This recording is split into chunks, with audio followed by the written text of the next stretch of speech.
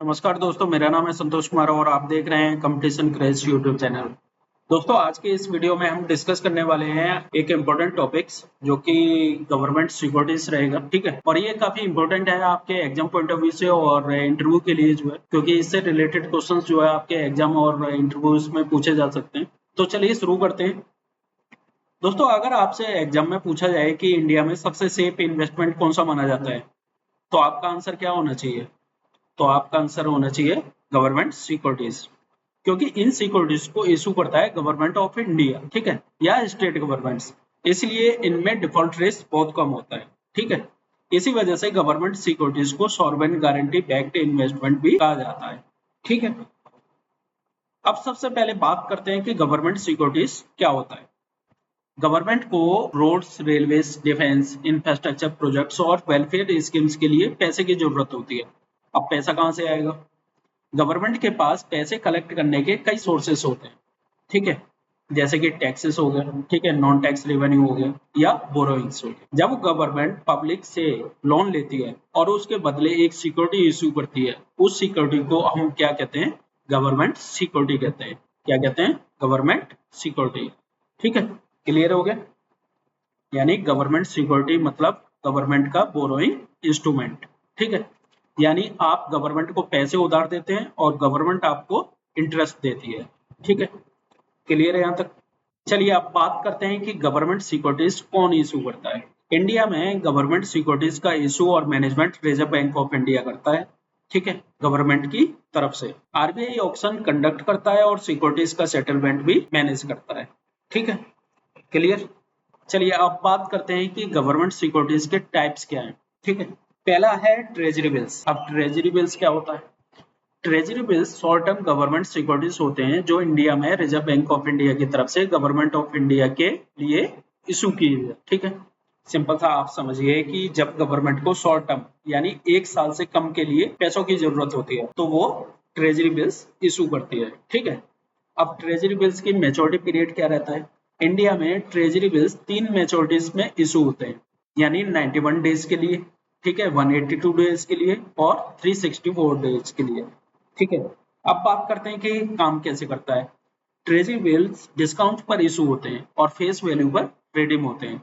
Example के तौर पे आप समझिए कि फेस वैल्यू है 100 रुपीज, ठीक है, इशू प्राइस है 96 रुपीज, मैच्योरिटी वैल्यू पे आपको कितना मिलेगा? 100 रुपीज मिलेंगे। ठीक है, यानी आपको जो है 4 रुपए का प्रॉफिट, यानी मैच्योरिटी पर 4 रुपए का प्रॉफिट।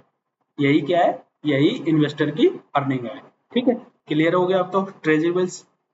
अब सेकंड बात करते हैं डेटेड गवर्नमेंट सिक्योरिटीज के बारे में। डेटेड गवर्नमेंट सिक्योरिटीज क्या होते हैं? Dated government securities long term government bonds होते हैं जो गवर्नमेंट ऑफ इंडिया द्वारा इशू किए जाते हैं और इन पर एक फिक्स्ड मैच्योरिटी डेट और कूपन रेट यानी इंटरेस्ट रेट लिखा होता है। इसलिए इन्हें क्या कहते हैं? डेटेड सिक्योरिटीज कहा जाता है। क्या कहा जाता है? Dated securities.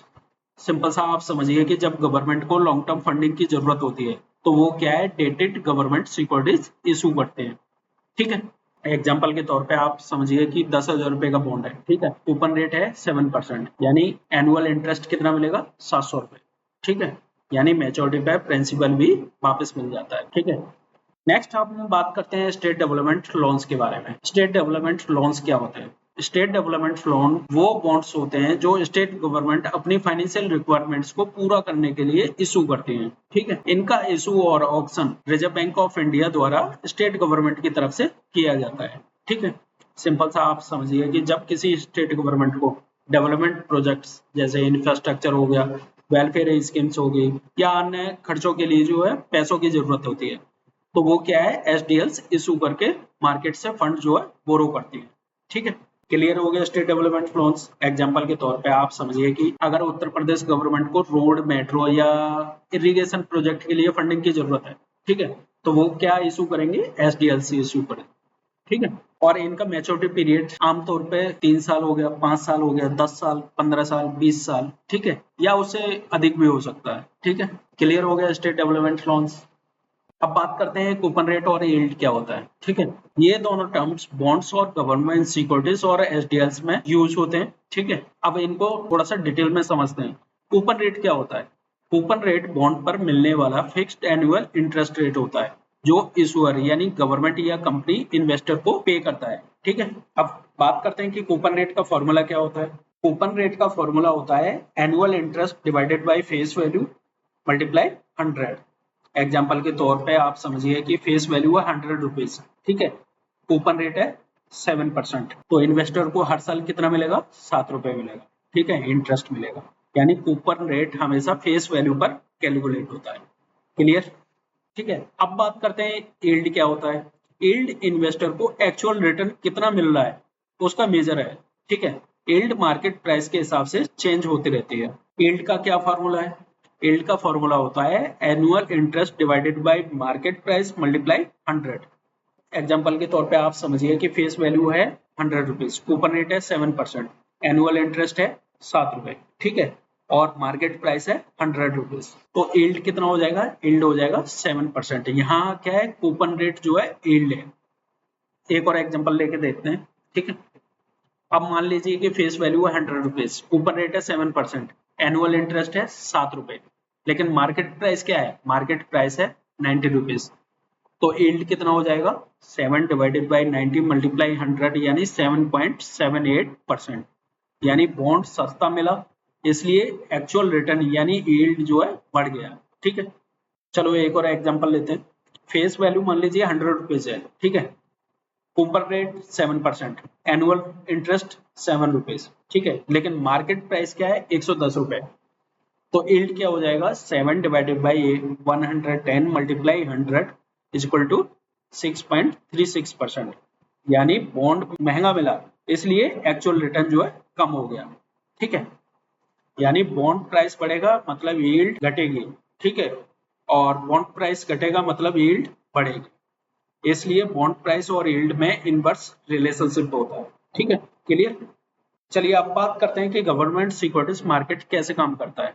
सबसे पहले बात करते हैं प्राइमरी मार्केट की। जब गवर्नमेंट पहली बार गवर्नमेंट सिक्योरिटीज इशू करती है तो उसे प्राइमरी मार्केट कहा जाता है, ठीक है।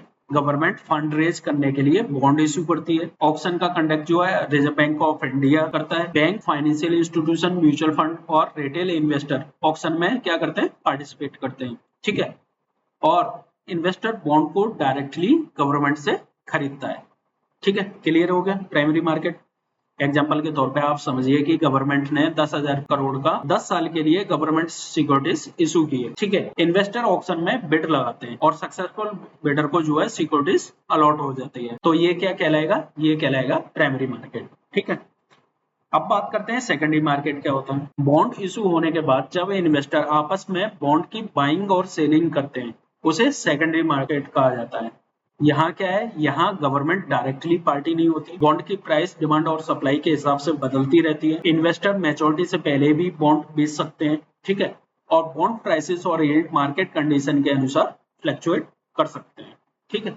एग्जाम्पल के तौर पे आप समझिए कि आपने प्राइमरी मार्केट से 100 रुपए फेस वैल्यू का बॉन्ड खरीदा। कुछ महीनों बाद अगर मार्केट में उसकी डिमांड बढ़ जाए तो आप उसे 105 या 110 रुपए पर सेकेंडरी मार्केट में बेच सकते हैं, ठीक है। तो वो क्या कहलाएगा, सेकेंडरी मार्केट, ठीक है। क्लियर, चलिए अब बात करते हैं आरबीआई के रिटेल डायरेक्ट स्कीम के बारे में। पहले गवर्नमेंट सिक्योरिटीज में इन्वेस्टमेंट करना आम आदमी के लिए मुश्किल था। इस प्रॉब्लम को सॉल्व करने के लिए आरबीआई ने रिटेल डायरेक्ट स्कीम लॉन्च की। इस स्कीम के through individual investors directly government securities में इन्वेस्ट कर सकते हैं, ठीक है। अब इसके की फीचर क्या है कि डायरेक्ट गवर्नमेंट सिक्योरिटी इन्वेस्टमेंट रहेगा, कोई भी इंटरमीडिएरी नहीं रहेगा। ऑनलाइन अकाउंट ओपन कर सकते हैं, ट्रेजरी बिल्स परचेज कर सकते हैं, गवर्नमेंट बॉन्ड्स परचेज कर सकते हैं, ठीक है। साथ के साथ स्टेट डेवलपमेंट लोन्स भी परचेज कर सकते हैं और सेकेंडरी मार्केट ट्रेडिंग फैसिलिटी भी मिलेगी, ठीक है। और कूपन और maturity amount direct bank account में क्रेडिट हो जाता है। Clear, retail direct schemes. अब बात करते हैं रिटेल डायरेक्ट गिल्ट अकाउंट के बारे में। रिटेल इन्वेस्टर आरबीआई के साथ एक अकाउंट खोल सकते हैं जिसे रिटेल डायरेक्ट गिल्ट अकाउंट कहा जाता है, ठीक है। अब इसके लिए क्या रिक्वायरमेंट रहेगी, इसके लिए रिक्वायरमेंट वही रहेगी, pan card, Indian bank account, ठीक है, केवाईसी डॉक्यूमेंट, मोबाइल नंबर और ईमेल आईडी। क्लियर। अब बात करते हैं आरबीआई अपडेट्स के बारे में, जो कि गवर्नमेंट सिक्योरिटीज से रिलेटेड जो आरबीआई अपडेट्स हैं, ठीक है, 2025-26 में जो अपडेट्स की थी। पहला अपडेट है कि ट्रेजरी बिल्स एसआईपी फैसिलिटी, यानी आरबीआई ने रिटेल डायरेक्ट प्लेटफॉर्म पर ट्रेजरी बिल्स के लिए एसआईपी और ऑटो बिडिंग फैसिलिटी इंट्रोड्यूस की है। अब इन्वेस्टर रेगुलर इंटरवल्स पर ऑटोमेटिकली ट्रेजरी बिल्स में इन्वेस्ट कर सकते हैं। ठीक है, पहला अपडेट तो ये है। सेकेंड अपडेट ये है रिटेल पार्टिसिपेशन इंक्रीजिंग, मतलब आरबीआई रिटेल डाटा के अकॉर्डिंग रिटेल इन्वेस्टर की पार्टिसिपेशन और सेकेंडरी मार्केट ट्रेडिंग वॉल्यूम्स में ग्रोथ देखी गई है। इससे पता चलता है कि कॉमन इन्वेस्टर भी ग्रेजुअली गवर्नमेंट सिक्योरिटी मार्केट को अडॉप्ट कर रहे हैं। ठीक है, अब थर्ड अपडेट क्या है? थर्ड अपडेट है RBI conducting government securities switch auctions, मतलब 2026 में आरबीआई ने कई government securities switch auction conduct किए हैं जिनका ऑब्जेक्टिव गवर्नमेंट के फ्यूचर रीपेमेंट बर्डन को मैनेज करना है। ठीक है, और स्विच ऑक्शन में शॉर्ट टर्म मैच्योरिटी बॉन्ड्स को लॉन्ग टर्म बॉन्ड से रिप्लेस किया जाता है। ठीक है, अब बात करते हैं एडवांटेज ऑफ गवर्नमेंट सिक्योरिटीज। क्या क्या एडवांटेजेस हैं गवर्नमेंट सिक्योरिटीज के? पहला एडवांटेज है हाईएस्ट सेफ्टी, यानी गवर्नमेंट बैकिंग होती है तो सेफ्टी तो रहेगी। दूसरा है फिक्स्ड इनकम, यानी रेगुलर इंटरेस्ट मिलता है। ठीक है, थर्ड है लो डिफॉल्ट रिस्क, मतलब डिफॉल्ट प्रोबेबिलिटी बहुत कम है। ठीक है, फोर्थ है डाइवर्सिफिकेशन, यानी पोर्टफोलियो को स्टेबिलिटी मिलती है। फिफ्थ है डायरेक्ट आरबीआई प्लेटफॉर्म, मतलब मिडलमैन की जरूरत नहीं है। ठीक है, अब इसके साथ साथ क्या क्या डिसएडवांटेजेस हैं गवर्नमेंट सिक्योरिटीज के? पहला है इंटरेस्ट रेट रिस्क, मतलब इंटरेस्ट रेट बढ़ने पर बॉन्ड प्राइस गिर सकते हैं। ठीक है, दूसरा है इन्फ्लेशन रिस्क, यानी इन्फ्लेशन ज्यादा होने पर रियल रिटर्न कम हो सकता है। थर्ड है लॉन्ग लॉक इन, मतलब लॉन्ग मैच्योरिटी बॉन्ड्स में पैसा लंबे समय के लिए इन्वेस्ट हो जाता है। ठीक है, तो ये था गवर्नमेंट सिक्योरिटीज से रिलेटेड टॉपिक, जो कि काफी इंपॉर्टेंट है आपके एग्जाम पॉइंट ऑफ व्यू से, और मैंने इसमें जो है सारी चीजें क्लियर की हैं आपको जो है। ठीक है, आपको ये सेशन कैसा लगा आप मुझे जो है कमेंट सेक्शन में कमेंट करके बताइए। ठीक है, चलिए मिलते हैं नेक्स्ट वीडियो में, तब तक के लिए थैंक यू।